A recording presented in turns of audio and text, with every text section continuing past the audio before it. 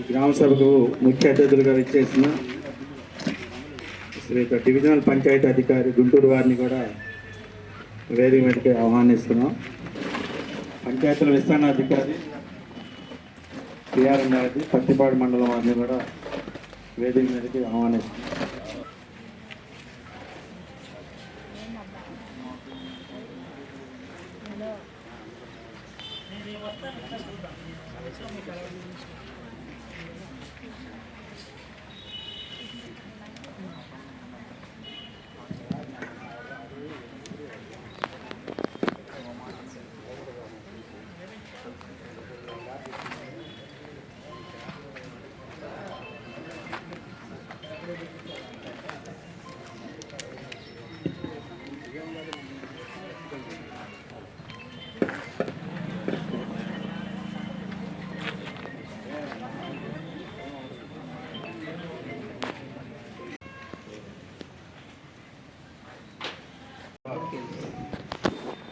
పెట్టుకునే ముఖ్య ఉద్దేశం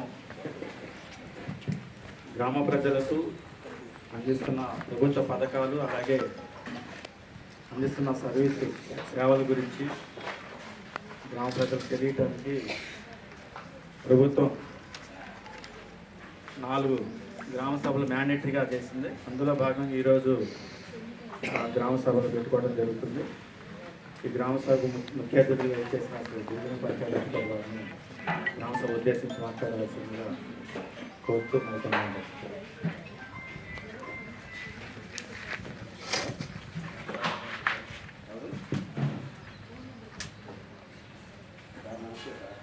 సభగా చెప్తున్నటువంటి శ్రీనివాసులు గారికి, మన యువటి గారికి, పంచాయతీ సెక్రటరీ గారికి, ఈ కార్యక్రమానికి ఇచ్చేసినటువంటి గ్రామ ప్రజలకు, అధికారులకు అందరికీ నమస్కారాలు. మరి ఈ గ్రామ సభ యొక్క ప్రాధాన్యత అందరూ తెలుసుకొని ఎక్కువ మంది హాజరైతే బాగుంటుంది. మనకి ప్రత్యక్ష ప్రజాస్వామ్యం, పరోక్ష ప్రజాస్వామ్యం 2 ఉన్నాయి. అంటే మన గ్రామంలో ఉన్నటువంటి ప్రజలు వార్డు మెంబర్లు ఎన్నుకోవడం, ఆ వార్డు మెంబర్లు సర్పంచ్ ఇక్కడ పరిపాలన చేయడం జరుగుతుంది. దాన్ని పరోక్ష ప్రజాస్వామ్యం అంటారు. అంటే ప్రజలు తమ కోసం తాము పరిపాలించడానికి కొంతమంది ఎన్నుకొని వాళ్ళ పరిపాలింపజేసుకునేటువంటి విధానాన్ని పరోక్ష ప్రజాస్వామ్యం అంటారు. మరి ప్రత్యక్ష ప్రజాస్వామ్యం అంటే ఏంటి? స్విట్జర్లాండ్ లాంటి కొన్ని చిన్న చిన్న దేశాల్లో ఆ ఏరియాలో ఉన్నటువంటి సురేష్ గారు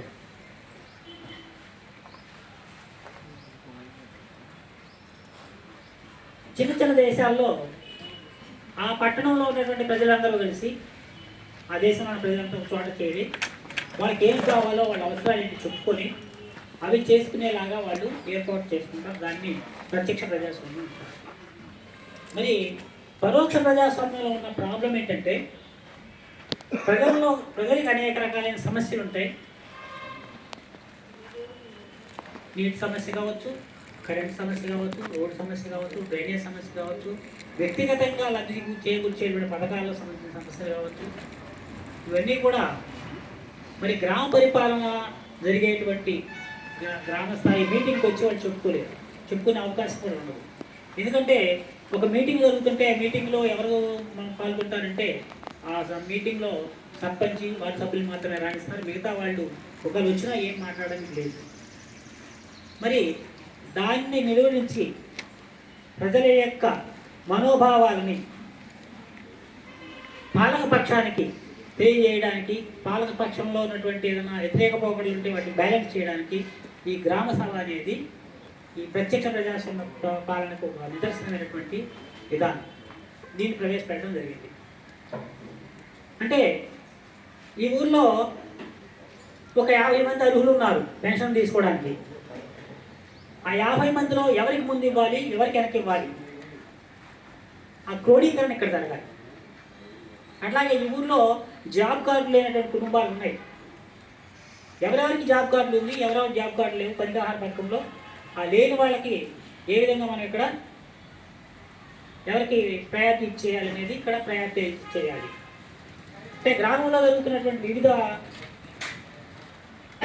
సంస్థల యొక్క లేక వివిధ ప్రభుత్వ పాలనా అంగాల యొక్క వాటి యొక్క రిపోర్ట్స్ ఏవైతే ఉన్నాయో వాళ్ళు ఏవైతే ఈ 3 నెలల కాలంలో సాధించారో వాటన్నింటినీ కూడా ఇక్కడ వినిపించాలి.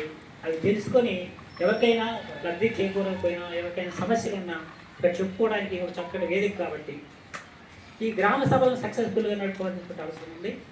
ఈ గ్రామ సభ అనే దానికి కోరం అయితే లేదు, కానీ గ్రామ పంచాయతీలో నివసిస్తున్న ఓటర్లలో కనీసం ఒక 10% హాజరైతే ఈ గ్రామ సభలు సక్సెస్ అవుతాయి.